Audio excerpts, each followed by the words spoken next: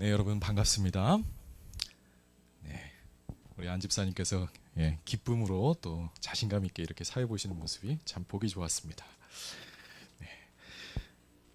자, 우리가 지금 로마서를 통해서 복음을 지금 시리즈 설교를 하고 있는데요. 자, 지금까지 바울은 우리가 믿음으로 예수님을 믿음으로 의롭게 된다고 가르쳤죠. 자, 여기서 의롭게 되었다라는 것을 칭의라고 하는데 하나님의 법정에서 무죄를 선고받는 것이라고 했습니다. 자, 예수님이 우리 죄를 위해 죽으심으로 우리는 죄를 사면받고 하나님과 화목한 상태가 되었지요. 자, 지난 시간에 로마서 5장을 배우면서 우리가 의롭게 된 그 결과를 생각해 보았습니다. 그것은 그치지 않는 기쁨이라고 했습니다. 자, 우리가 하나님 앞에 의롭게 되어서 하나님이 우리를 받아주셨고 이제 그래서 우리가 기뻐하는 삶을 살 수 있다. 그러면은 복음이 다 설명이 끝난 것처럼 보입니다. 더 할 말이 없을 것 같은데 사도 바울은 계속해서 복음을 설명하거든요. 자, 이것으로 모든 죄의 문제가 끝났느냐 하면 그렇지가 않습니다. 아직도 해결되지 않은 문제가 남아 있다는 거지요. 우리가 하나님 앞에 의롭게 되기는 했어도 우리는 현실적으로 죄를 짓고 있습니다. 즉 우리에게 죄성이 남아 있어서 우리는 종종 죄의 유혹에 넘어가게 되지요. 자, 어떤 그리스도인은 자기가 여전히 죄인이라고 생각을 해서 자기가 죄를 짓는 것을 당연하게 받아들이는 경우도 있습니다. 자, 그러나 이것은 당연히 여겨서는 안 될 일입니다. 우리는 분명히 죄에 굴복하지 말아야 돼요. 자, 이 죄와의 싸움은 우리가 이 세상을 살아가는 동안 계속될 것입니다. 자, 우리는 이 죄와의 싸움에서 어떻게 승리를 누릴 수 있을까요? 바울은 로마서 6장부터 8장까지 바로 이 문제를 다루는데 이것을 성화라고 합니다. 지금까지 칭의를 중심으로 사도 바울이 복음을 설교했다면 이제 6장부터 8장까지는 성화를 중심으로 우리가 어떻게 죄를 이길 수 있는가 하는 문제를 다루게 됩니다. 자, 칭의가 죄를 용서해 주시는 은혜라면 성화는 죄를 이기게 해 주시는 은혜다라고 정의할 수 있겠습니다. 자, 우리는 어떻게 하면 이 성화의 은혜를 힘입어 죄와의 싸움에서 승리할 수 있는지 함께 생각해 보기를 원합니다. 자, 오늘 로마서 6장 1절에서 14절에 있는 말씀을 통해서 아직 끝나지 않은 싸움이라는 제목으로 하나님의 말씀을 나누겠습니다. 자, 로마서 6장 1절에서 14절까지 먼저 교독하실게요. 제가 읽겠습니다. 그런즉 우리가 무슨 말을 하리요? 은혜를 더하게 하려고 죄에 거하겠느냐?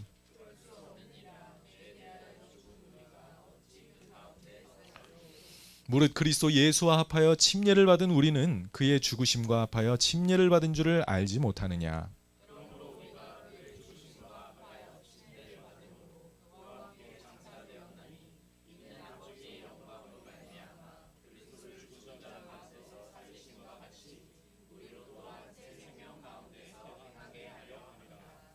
만일 우리가 그의 죽으심과 같은 모양으로 연합한 자가 되었으면 또한 그의 부활과 같은 모양으로 연합한 자도 되리라.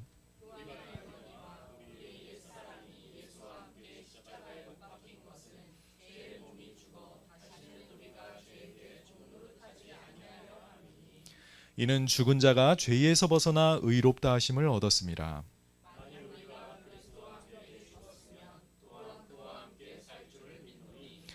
이는 그리스도께서 죽은 자 가운데서 살아나셨음에 다시 죽지 아니하시고 사망이 다시 그를 주장하지 못할 줄을 알미로라.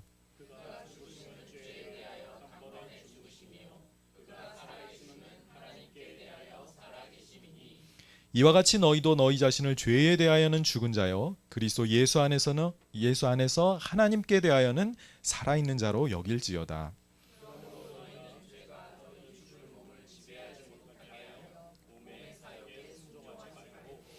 또한 너희 지체를 불의의 무기로 죄에게 주지 말고 내주지 말고 오직 너희 자신을 죽은 자 가운데서 다시 살아난 자 같이 하나님께 드리며 너희 지체를 의의 무기로 하나님께 드리라. 죄가 너희를 주장하지 못하리니 이는 너희가 법 아래 있지 아니하고 은혜 아래에 있음이니라. 아멘. 네. 자, 오늘 로마서 6장 1절에서 사도 바울은 자신이 전하는 복음에 대해 반대자들이 던지는 질문을 예상하고 있습니다. 1절 말씀 볼까요? 그런즉 우리가 무슨 말을 하리요? 은혜에 은혜를 더하게 하려고 죄에 거하겠느냐? 라고 질문합니다. 자, 바울은 자신이 복음을 전하면서 분명히 하나님의 은혜를 강조했죠. 자, 우리 로마서 3장 24절 한번 복습해 볼까요? 자, 그리스도 예수 안에 있는 속량으로 말미암아 하나님의 은혜로 값없이 의롭다 하심을 얻은 자 되었다고 했습니다. 자, 우리가 의롭게 되는 것은 우리의 행위 때문이 아닙니다. 내가 율법을 얼마나 잘 지켰느냐 그런 것 때문이 아니라 예수님의 속량 때문에 나는 은혜로 구원받습니다. 자, 속량이란 예수님이 자기의 목숨을 죄값으로 치르심으로 우리를 죄에서 해방시켜 주신 사건을 말하지요. 바울은 우리가 예수님의 속량을 믿을 때 의롭게 된다고 가르쳤습니다. 이것이 은혜로, 그래서 값없이 우리에게 선물로 주어지는 것임을 강조했습니다. 자, 그런데 율법을 잘 지킬 때 의로워진다라고 생각했던 이 유대인들은 바울의 이 은혜의 복음을 비판했어요. 만약 하나님이 은혜로 죄인들을 받아주신다면 더 큰 죄인은 더 큰 은혜를 받게 되겠네 라는 논리가 되죠. 그래서 그것을 더 확장시켜서 궤변을 지어냅니다. 그럼 은혜를 더하게 하려고 우리가 죄에 거하자라는 논리를 지어냅니다. 자, 이런 식이죠. 바울, 당신이 전하는 복음은 죄를 조장하는 가르침이다. 당신이 강조하는 은혜 때문에 사람들은 이제 의롭게 살려고 하지 않고 이제는 마음껏 죄를 지어도 좋다는 생각을 하게 될 것이다. 자, 우리가 지금까지 배운 칭의의 교리를 잘못 이해하면 이런 사고에 빠질 수가 있어요. 우리는 우리의 행위와 상관없이 의롭게 되었고 또 천국까지 갈 수 있게 되는 그런 보장을 받았으니 이제 앞으로의 삶은 내가 마음대로 살아도 되지 않겠는가라는 생각을 하죠. 이것이 구원파식 구원입니다. 자, 이 구원파의 문제점은 칭의만을 강조하고 성화를 빼버리는 거예요. 즉 성화 없이 칭의만을 강조할 때 그리스도인들은 이름뿐인 의로움을 얻고 그러면서도 자기가 천국에 갈 수 있다고 자랑하는 실제로는 전혀 경건하지 않은 그런 그리스도인들을 만들어내게 됩니다. 자, 그런 잘못된 복음을 바울은 단호하게 거절합니다. 2절이에요. 그럴 수 없느니라 죄에 대하여 죽은 우리가 어찌 그 가운데 더 살리요 그랬습니다. 바울의 대답은 그럴 수 없다는 것인데 이 원어로는 절대로 그렇지 않다라는 뜻입니다. 자, 왜 그렇지 않은가요? 자, 우리가 죄에 대해서 죽었기 때문이다라는 것입니다. 자, 우리는 이미 죄에 대해서 죽었는데 어떻게 그 가운데서 더 살 수 있겠느냐라고 질문을 합니다. 자, 바울은 여기에서 성화의 첫 번째 원리를 가르쳐주고 있습니다. 자, 그것은 우리가 더 이상 죄 가운데 살 수 없는 이유가 있는데 그것은 우리가 죄에 대해서 죽었다는 진리입니다. 여기서의 죽음은 분리를 의미해요. 그것은 내가 죄의 지배를 받던 삶으로부터, 예전의 삶으로부터 분리되었다라는 뜻으로 이해하시면 좋겠습니다. 자, 바울은 이제 침례를 예로 들어서 우리가 죽었다, 내가 영적으로 죽었다라는 말의 의미를 설명합니다. 3절과 4절 상반절입니다. 자, 무릇 그리스도 예수와 합하여 침례를 받은 우리는 그의 죽으심과 합하여 침례받은 줄을 알지 못하느뇨? 그러므로 우리가 그의 죽으심과 합하여 침례를 받음으로 그와 함께 장사되었느니라. 바울은 이미 그리스도인들이 침례받았다는 사실을 전제로 말하고 있습니다. 잘 아시죠? 침례는 물속에 들어갔다가 나오는 의식인데 물에 잠기는 것은 죽음을 상징합니다. 바울은 우리가 그리스도 예수와 합하여 침례받았다라고 강조하는데 이것은 우리가 예수님과 연합되었다라는 의미예요. 예수님과 연합하여 침례를 받을 때 예수님의 죽음과 우리는 하나가 된 것입니다. 연합한다는 건 하나가 됐다는 뜻이잖아요. 그리스도의 죽음이 곧 나의 죽음이 되었다는 뜻입니다.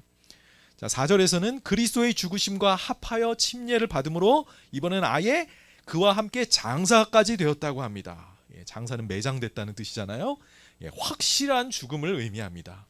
우리는 예수님과 함께 죽었을 뿐만 아니라 매장까지 되었습니다. 자, 여러분, 예수님과 함께 죽었다라는 말이 무슨 뜻일까요? 내가 이렇게 여전히 살아있는데 도대체 내가 죽었다라는 말이 무슨 뜻일까요? 방금 전에 설명한 것처럼 구원받기 전의 삶, 의롭게 되기 전의 삶과 결별했다는 뜻입니다. 바울은 그 전의 삶을 예수님을 믿기 전의 삶을 옛사람이라고 6절에서 부릅니다. 한번 보겠습니다. 우리가 알거니와 우리 옛사람이 예수와 함께 십자가에 못 박힌 것은 죄의 몸이 멸하여 다시는 우리가 죄에게 종노릇하지 아니하려 함이니 그랬어요. 자, 바울은 이번에는 십자가로 옮겨서 우리가 예수님과 함께 십자가에 못 박혔다라고 선언합니다.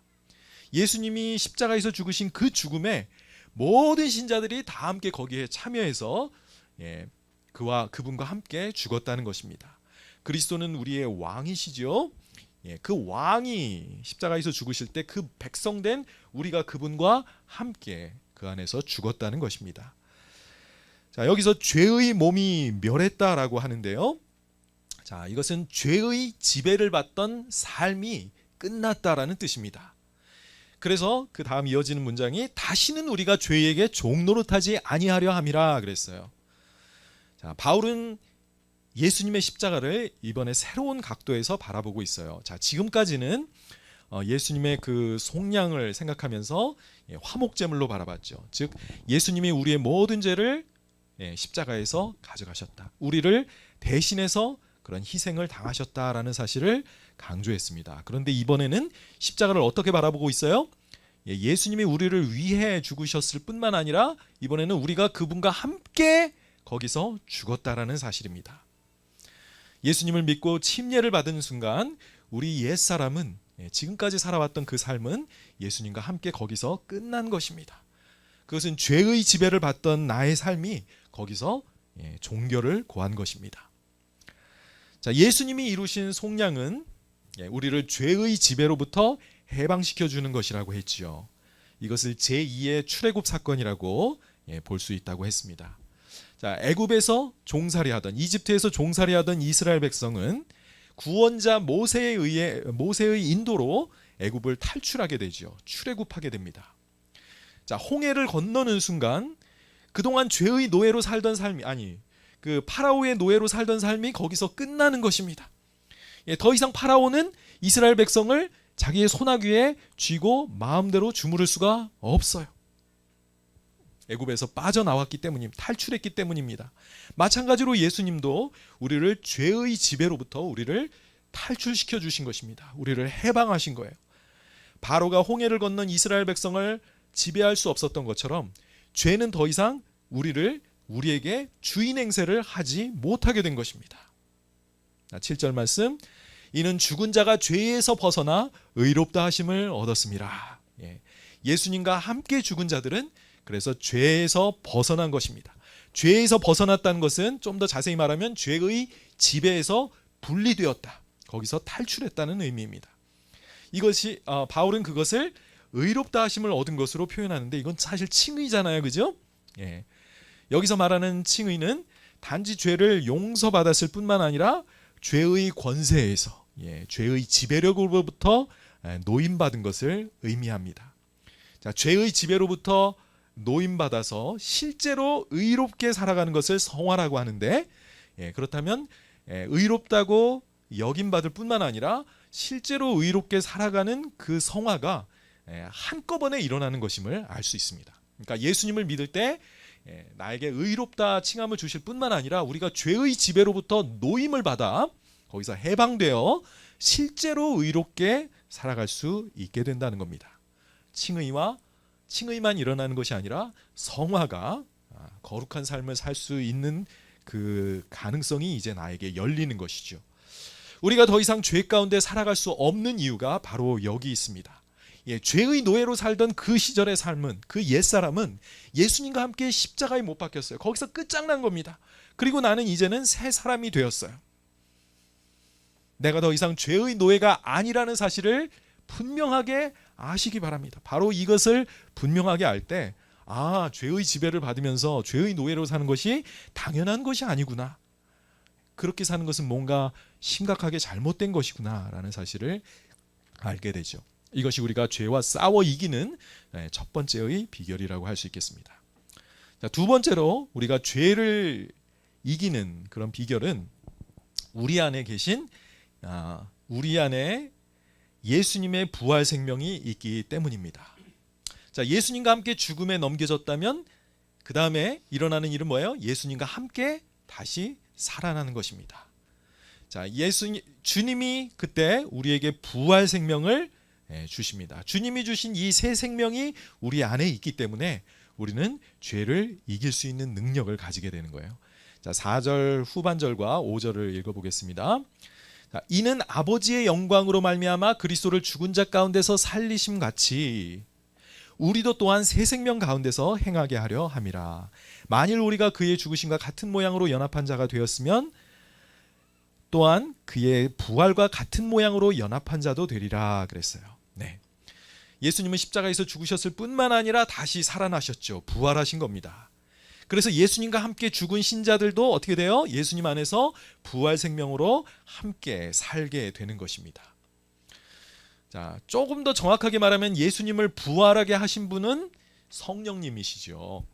자, 생명의 영이신 성령님이 예수님을 죽은 자 가운데서 다시 살아나게 하셨습니다.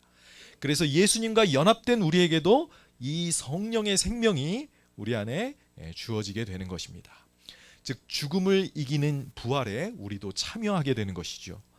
자, 이 바울은 성령님에 대해서 로마서 8장에서 자세히 다루는데 오늘은 미리 한 절만 먼저 읽어보겠습니다. 자, 11절에 우리 함께 읽어보겠습니다. 시작. 예수를 죽은 자 가운데서 살리신 이의 영이 너희 안에 거하시면 그리스도 예수를 죽은 자 가운데서 살리신 이가 너희 안에 거하시는 그의 영으로 말미암아 너희 죽을 몸도 살리시리라 그랬어요. 자, 여기서 삼위일체 하나님이 모두 언급됩니다. 좀 복잡하더라도 잘 들어보세요. 성부 하나님이 성자 예수를 성령으로 살리셨어요. 그렇죠? 그리고 이제 이 성부 하나님은 예수님을 살리신 그 성령님을 우리에게도 주셔서 우리로 새 생명 가운데서 살아가게 하십니다. 자, 8절 한번 볼게요. 만일 우리가 그리스도와 함께 죽었으면 또한 그와 함께 살 줄을 믿노니. 예수님과 연합되었으니 예수님의 부활 생명에도 우리는 참여하게 됩니다. 이 생명이 우리 안에 역사하고 있는 거예요. 이 부활 생명은 결코 죽음에 굴복하지 않는 죽음을 이기는 권세를 가진 생명입니다. 9절과 10절 보겠습니다. 이는 그리스도께서 죽은 자 가운데서 사셨음에 다시 죽지 아니하시고 사망이 다시 그를 주장하지 못할 줄을 알미로다. 그의 죽으심은 죄에 대하여 단번에 죽으심이요 그의 살으심은 하나님께 대하여 살으심이니 그랬어요. 자, 예수님은 죄에 대해서 단번에, 즉 딱 한 번 죽었다는 얘기예요. He died to sin once for all 그랬습니다. 예수님은 십자가와 부활을 통해서 단번에 죽음의 지배를 끝내셨어요. 주님의 권능을 나타내는 표현입니다. 죄의 세력을 물리치기 위해서 여러 번 죽었다가 다시 살아나시고 할 필요가 없었어요. 단 한 번의 죽음과 부활로 죄의 지배를 끝장내신 겁니다. 그래서 더 이상 죄의 싹신 죽음이 예수님을 다시 덮칠 수가 없게 된 것이죠. 철저하게 죽음의 권세를 파하신 것입니다. 멸하신 것입니다. 예수님과 함께 연합한 자의 삶에도 바로 이런 생명의 역사가 일어난다는 것이죠. 그리스도인의 삶에서 죄의 권세는 단번에 정복되었습니다. 예수님께서 그렇게 하신 것이죠. 죄의 지배를 받는 이 육신은 이제 치명타를 입은 거예요. 더 이상 우리를 지배하고 우리를 좌지우지 못하도록 무력화시키신 것입니다. 따라서 그리스도인들이 여전히 죄의 노예처럼 그 육신의 욕구가 막 시키는 대로 거기에 복종하면서 살아간다는 것은 전혀 말이 되지 않는 거예요. 우리는 하나님께 대하여 살아있는 존재입니다. 하나님의 부활 생명이 우리와 하나님 사이를 연결해주고 있죠. 그래서 하나님의 통치를 받는 그 하나님의 나라의 삶에서 죄는 들어설 자리가 없는 것입니다. 자, 11절에서 바울은 지금까지 가르친 바를 요약합니다. 이와 같이 너희도 너희 자신을 죄에 대하여는 죽은 자요 그리스도 예수 안에서 하나님께 대하여는 산 자로 여길지어다 그랬어요. 자, 바울은 여기서 여기라는 동사를 사용했습니다. 자, 여기서 여긴다라는 그 말이 무슨 뜻일까요? 제가 물어보겠습니다, 여러분. 여긴다는 것은 사실은 그렇지 않은데 사실로 간주하라는 말일까요? 아니면 사실이기 때문에 그렇게 간주하라는 말일까요? 2번. 네, 2번. 예, 사실이 아닌데 나는 죽지 않았는데 죽은 걸로 간주하라는 뜻이 아니라 나는 정말로 죽었기 때문에 그렇게 간주하라는 겁니다. 그렇게 받아들이라는 겁니다. 제가 처음에 우리 성서침례 신학교 교수가 되었을 때 이제 막 박사과정도 막 끝내고 교수가 되었을 때 제가 교수가 되었다는 사실이 실감이 나질 않았습니다. 학생들과 직원들이 저를 교수님 하고 부르는데 물론 듣기 좋았지만 왠지 나를 부르는 것 같지가 않고 다른 사람을 부르는 것 같았어요.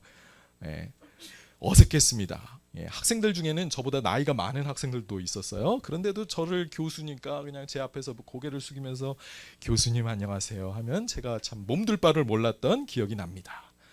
제가 교수니까 또 어떤 목사님들은 저를 또 되게 어려워하시면서 대하는 그런 모습도 보았습니다. 제가 교수로 임용된 것은 합법적인 사실이에요. 성서침례대학원대학교에서 나를 분명히 서류상으로 법적으로 나를 교수로 임명했습니다. 그런데 저는 그 사실이 잘 안 믿겨졌던 것뿐이죠. 그죠? 그래서 이제부터는 나를 정말로 교수로 여겨야 했습니다. 그래서 여기라는 거예요. 내가 교수도 아닌데 나를 교수로 여기라는 게 아니라 정말로 교수가 되었기 때문에 그렇게 내 자신을 여겨야 됐고 거기에 익숙해지라는 말이죠. 바울은 사실이 아닌 것을 사실인 것처럼 우리 자신을 세뇌시키라고 말하고 있는 것이 아닙니다. 내가 죄에 대해서 죽었다는 것은 엄연한 사실이에요. 이건 비유나 상징이 아닙니다. 그러니까 그리스도 예수 안에 대하여 하나님께 대해서는 살아있는 자로 하나님의 그 생명이 그 영원한 삶이 하나님과 나 사이를 지금 연결시켜주고 있다는 그런 의식 속에서 살아가라는 겁니다. 여러분, 내가 나 자신을 어떻게 인식하느냐가 우리의 삶에 엄청난 영향을 끼쳐요. 나의 정체성의 문제죠. 그런데 나 자신의 정체성을 죄인으로 생각을 하시면 정말로 죄 가운데서 계속 살아가게 됩니다. 그런데 오늘 사도 바울이 선포하는 것처럼 나는 죄에 대해서 죽은 존재구나. 하나님을 향해 살아있는 의인이구나. 죄의 지배가 나에게서 끝났구나라는 사실을 계속 인식한다면 나는 정말로 그렇게 의롭고 거룩한 삶을 살아갈 수 있게 되는 것이죠. 바로 이것이 성화, 즉 죄와 싸워 이길 수 있는 두 번째의 원리라고 할 수 있겠습니다. 자, 마지막 세 번째 원리는 죄와 싸워 이기려면 우리는 우리 자신을 의의 무기로 하나님께 드려야 합니다. 자, 우리는 믿어야 할 뿐만 아니라 이제는 적극적으로 의로운 일을, 즉 하나님이 기뻐하시는 일을 위해 우리 자신을 드려야 한다는 것입니다. 12절과 13절 보겠습니다. 자, 그러므로 너희는 죄가 너희 죽을 몸을 지배하지 못하게 하여 몸의 사욕에 순종하지 말고 또한 너희 지체를 불의의 무기로 죄에게 주지 말고 오직 너희 자신을 죽은 자 가운데서 다시 살아난 자 같이 하나님께 드리며 너희 지체를 의의 무기로 하나님께 드리라고 했습니다. 자, 그러므로라고 시작하는데 지금까지 말한 거의 논리적인 귀결이죠. 바울은 이제 우리가 이제 하나님께 대하여 살아있고 죄에 대하여는 죽은 존재가 되었으니까 이제는 어떻게 하라고요? 우리의 그 믿음을 실천에 옮기라고 권면하고 있습니다. 자, 예수님과 함께 부활 생명으로 살게 되었으니 12절에서 죄가 더 이상 너희 죽을 몸을 지배하지 못하게 하고 그리고 몸의 사욕에 순종하지 말아라고 합니다. 부정적인 측면에서 우리가 이제 하지 말아야 될 일을 먼저 12절에서 이야기하고 13절에서는 이제는 적극적으로 불의의 무기가 아니라 의의 무기로 하나님께 우리 자신을 드리라고 권면합니다. 자, 여기서 이제 12절에서 지배라는 단어가 나오죠. 예전 개역 성경에는 재밌게도 왕노릇이라고 번역되어 있었어요. 왕노릇. 재밌는 번역인데 아주 인상적인 단어죠. 누가 내 삶의 왕이 되어 다스리는가 하는 문제를 말합니다. 여러분, 구원받는다는 것은 내 삶의 왕이 바뀌는 거예요. 구원받기 전에는 우리가 누구의 지배를 받았다고요? 죄의 지배를 받았죠. 죄가 우리 삶의 왕이었어요. 그런데 구원받고 난 이후에는 우리의 왕이 하나님 또는 그리스도가 우리의 왕이 되어주시는 겁니다. 예수님과 함께 죽음으로 이제는 죄의 지배에서 벗어나 하나님의 지배 아래로 우리는 옮겨오게 된 겁니다. 사랑의 아들의 나라로 우리를 옮겨주신 거예요. 자, 그것을 속량이라고도 표현했고 14절 말씀을 보면 그것을 은혜의 지배라고 표현하고 있습니다. 14절에 죄가 너희를 주장하지 못하리니, 왜 그런지 아시죠? 이미 우리는 죄의 지배에서 떠났기 때문입니다. 해방되었기 때문에. 너희가 법 아래 있지 아니하고 은혜 아래 있음이니라 그랬어요. 여기서 은혜 아래 있다라는 말은 은혜의 지배 아래 있다라고, 여기서 또 지배라는 단어가 나옵니다. 자, 여기서 이제 법 아래 있다. 죄는 율법을 자기 편으로 끌어들여서 우리를 정죄하고 죽음에 이르게 했습니다. 율법 자체는 좋은 건데 죄가 율법을 자기 편으로 끌어들여서 우리를 사망으로 인도하기 때문에 이런 죽음의 도구가 되어 있었죠. 그런데 하나님의 아들이 오셔서 우리를 죄의 종노릇한 데서, 죄의 지배에서 속량해 주셨다고 했습니다. 그래서 이제는 하나님의 은혜의 지배 아래로 우리를 옮겨주신 거예요. 그래서 이제 내 삶을 지배하는 원리는 뭐다? 죄가 아니라 은혜다, 또는 의다라고 말할 수 있겠습니다. 자, 우리가 누구의 지배를 받느냐가, 즉 우리가 누구에게 순종하느냐가 내 주인의 정체를 밝혀줍니다. 16절에서, 오늘 본문 조금 아래 16절에서 이렇게 말씀해요. 자, 너희 자신을 종으로 내주어 누구에게 순종하든지 그 순종함을 받은 자의 종이 되는 줄을 너희가 알지 못하느냐? 죄의 종으로 사망에 이르고 혹은 순종의 종으로 의에 이른다 하고 했습니다. 여러분, 내가 실제로 살아가면서 내가 지금 누구에게 순종하고 있는가가 나의 주인이 누구인가를 보여주고 있다는 거죠. 자, 그런데 만약 그리스도인이라고 하면서 여전히 죄가 나의 주인이 되어 있어요. 죄에게 자꾸 순종하는 모습을 보여줘요. 그럼 나의 주인은 누구예요? 하나님이 아니에요. 미안하지만 죄입니다. 그리스도인의 삶의 방식이 아니에요. 미안한 얘기지만 가끔 우리가 넘어지고 실수해서 죄와 허물을 범할 수는 있어요. 그러나 바로 자백하고 그리스도인이라면 돌아섭니다. 그런데 계속해서 죄를 짓고도 회개하지 않고 그 죄를 반복하면서 짓고 그 죄 가운데 살아가는 사람은 아마도 그의 주인은 하나님이 아닐 거예요. 죄가 여전히 그의 삶의 주인일 거예요. 즉 구원받지 못한 것입니다. 진정 예수님께 속량받아 은혜의 지배 아래로 옮겨온 사람이라면 그는 하나님께 순종하는 모습이, 은혜 안에서 마음껏 방탕한 삶을 사는 게 아니라 의로운, 하나님의 뜻이 의죠. 그 의에 순종하는 모습이 나타나게 될 것입니다. 자, 그래서 오늘 다시 12절에 몸의 사욕에 순종하지 말아야 한다라는 것이죠. 사악한 정욕과 탐심에 휘둘리지 말아야 된다는 것인데, 이건 바로 죄의 지배를 받는 옛사람의 모습이기 때문에 그렇습니다. 성경 창세기 4장을 보면 가인의 이야기가 나오죠. 가인에게 하나님이 하시는 말씀입니다. 하나님 앞에 예배를 드렸는데 동생의 제물은 하나님이 기쁘게 받아주시고 자기 제물은 무시하시는 그 모습에 화가 났지요. 안색이 변해서 그는 동생을 질투하고 그래서 미워하고 결국 살인을 하는 죄를 저지르게 되는데요. 그 죄를 저지르기 전에 하나님이 가인에게 하시는 말씀입니다. 내가 선을 행하면 어찌 낯을 들지 못하겠느냐? 선을 행하지 아니하면, 의의 종으로 내 자신을 드리지 아니하면 죄가 문에 엎드려 있느니라. 가인이 나오기만 하면 그를 잡으려고 그를 이렇게 잡아먹으려고 하고 있는 그 포식동물로 죄를 묘사하고 있습니다. 죄는 너를 원하고 있어요. 죄의 유혹이 그에게서 끊임없이 올라옵니다. 동생을 죽여버리고 싶은 그 욕망이 너에게는 있으나 너는 죄를 다스릴지니라. 가인은 그렇게 해야만 했어요. 그런데 어떻게 합니까? 그는 이 하나님의 뜻에 순종하기보다는 자기의 육신적인 욕구에 순종하게 되죠. 이것은 그가 구원받지 않은 사람임을, 여전히 죄 가운데 죄의 지배를 받으면서 살고 있는 그런 죄인임을 잘 보여줍니다. 자, 13절에서는 우리가 순종해야 할 일을 말씀하시는데, 또한 너희 지체를 불의의 무기로 죄에게 내주지 말고 오직 너희 자신을 죽은 자 가운데서 다시 살아난 자 같이 하나님께 드리며 너희 지체를 의의 무기로 하나님께 드리라고 합니다. 자, 반복해서 우리의 지체를 하나님께 드리라고 합니다. 하나님께 드린다는 건 뭘까요? 하나님이 마음껏 쓰시도록 하나님의 처분에 맡긴다는 뜻입니다. 우리의 인생을 주님께 올인하는 거죠. 이제는 내 인생을 내 마음대로 살지 않고 내 주인 되신 하나님께서 내 인생을 마음대로 쓰시도록 하나님께 내 자신을 맡기는 것을 의미합니다. 우리가 하나님의 손에 들린 의의 무기가 된다고 했습니다. 의의 무기. 의의 무기라는 것은 이거는 전쟁의 도구잖아요. 하나님의 뜻을 이루는 아주 무서운 병기가 된다는 거예요. 마귀를 패배시키는 그런 병기가 된다는 뜻입니다. 여러분, 우리 자신을 생각하면 내가 뭐가 그렇게 대단할까?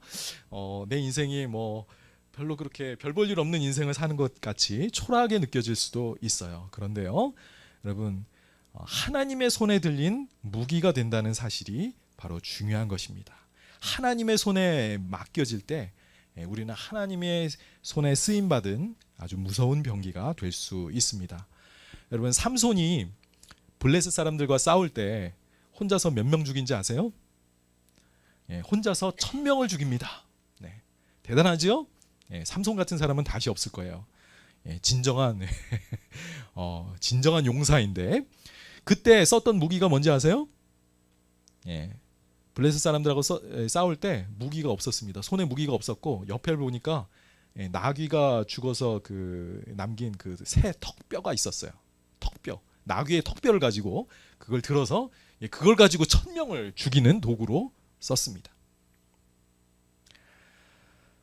하나님의 손에 들린 의의 무기가 된다는 것. 우리 자신의 어떤 능력이 아니라 하나님의 손에 들려 있는 무기가 된다는 것이죠. 거룩한 사람은 하나님의 손에 들린 무서운 무기다라는 말이 있습니다. 우리가 우리 자신을 하나님 앞에 의의 무기로 드릴 때 하나님은 우리를 들어서 마귀를 물리치고 하나님의 나라를 세워가는 그런 권능과 영광의 도구로 사용하실 것입니다. 자, 저는 오늘 아직 끝나지 않은 싸움이라는 제목으로 하나님의 말씀을 나누었습니다. 자, 우리는 실제적인 삶에서 언제나 죄의 유혹을 받고 있죠. 육신은 언제든 우리를 다시 컨트롤하려고, 우리를 다시 사로잡아 자기에게 복종시키려고 호시탐탐 기회를 노리고 있습니다. 자, 우리는 어떻게 이 죄와 싸워 이길 수 있을까요? 첫 번째로 우리가 예수님과 함께 죄에 대해 죽었음을 기억해야 합니다. 죄에 대해 죽었다는 말은 죄의 지배를 받던 예전의 삶은 끝났다라는 사실을 우리가 기억해야 한다는 것이죠. 자, 예수님과 함께 죽은 우리는 또한 예수님의 부활 생명으로 또한 살고 있다고 했습니다. 주님이 주신 새 생명이 나로 하여금 죄를 이길 수 있는 능력도 그 안에 가지고 있다는 거죠. 죄의 권세인 죽음을 단번에 이기시고 살아나신 그 예수님의 권능이 우리가 받은 이 새 생명 안에서 역사하고 있기 때문에 우리는 죄를 이길 수 있다는 것입니다. 세 번째로 우리 자신을 죄의 무기로 드릴 때 죄를 이길 수 있다고 했습니다. 우리의 주인은 더 이상 죄가 아닙니다. 하나님이십니다. 예수님이십니다. 이 나의 새로운 주인께서 나를 마음껏 쓰셔서 하나님의 나라를 확장하는 도구가 되도록 우리 자신을 드릴 때 하나님은 나를 통해 죄를 이기시고 마귀를 물리치시고 또한 세상을 이기시는 그 권능을 우리에게 보여주실 것입니다. 여러분, 지금까지 혹시 내가 죄를 짓고 사는 삶을 너무 당연하게 받아들이지는 않았습니까? 하나님은 죄를 용서해 주시는 분이니까 또 죄 짓고 고백하면 되겠지.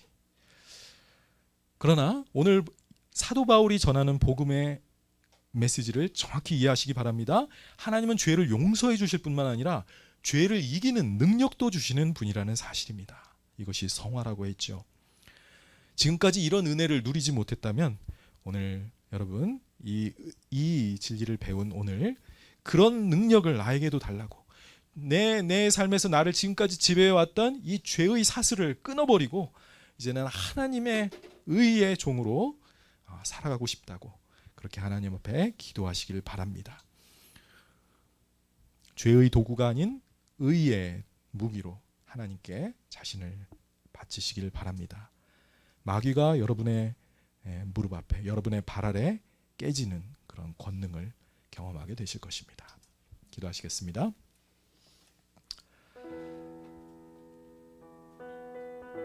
오늘 들으신 말씀 기억하면서 여러분, 혹시 내가 여전히 죄에 붙들린 모습으로, 육신에 사로잡힌 모습으로, 죄 앞에 꼼짝도 못하는 모습으로 살아오지는 않았습니까? 그러나 오늘 성화의 복음을 들었습니다. 우리 주님은 단지 의롭다고 칭해 주시는 데서 그치는 것이 아니라 내가 실제로 의롭게 살 수 있는 능력도 생명도 주시는 분임을 배웠습니다. 죄의 지배를 받던 나의 삶은 이제 끝났습니다. 죄가 더 이상 나를 지배하지 못합니다. 예수님이 나의 왕이십니다. 내 삶을 그분 앞에 드릴 때 하나님은 죄를 이기실 뿐만 아니라 하나님의 나라와 그 영광을 드러내는 도구로 놀랍게 사용하실 줄 믿습니다. 우리 그렇게 잠깐 다짐하는 기도를 올리겠습니다.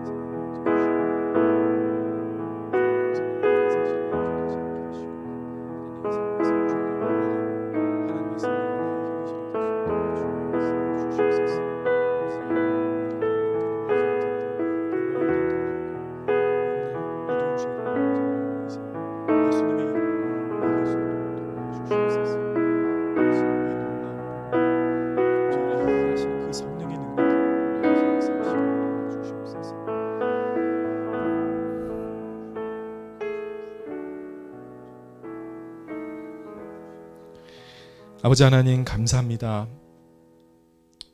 죄의 지배를 받던 내 삶을 끝내주시고 이제 새로운 생명으로 살아가게 하시니 감사합니다. 이 생명의 성령의 능력으로 정말 죄를 이기는 것이 내 삶의 현실이 되기를 원합니다. 아버지, 이제까지 너무나도 죄의 종으로 살아왔던 모습이 많았습니다. 그러나 이제는 정말 의의 종으로 하나님이 나를 통치하시는 그런 삶으로 바뀌기를 원합니다. 이 생명의 능력을 경험할 수 있도록 주여 도와주시옵소서. 아버지 하나님, 다시 한번 우리의 삶을 의의 무기로 하나님 앞에 드립니다. 하나님, 우리를 써주시고 하나님의 영광을 드러내는 일에 놀랍게 사용해 주시옵소서. 감사하신 예수님의 이름으로 기도드렸습니다. 아멘.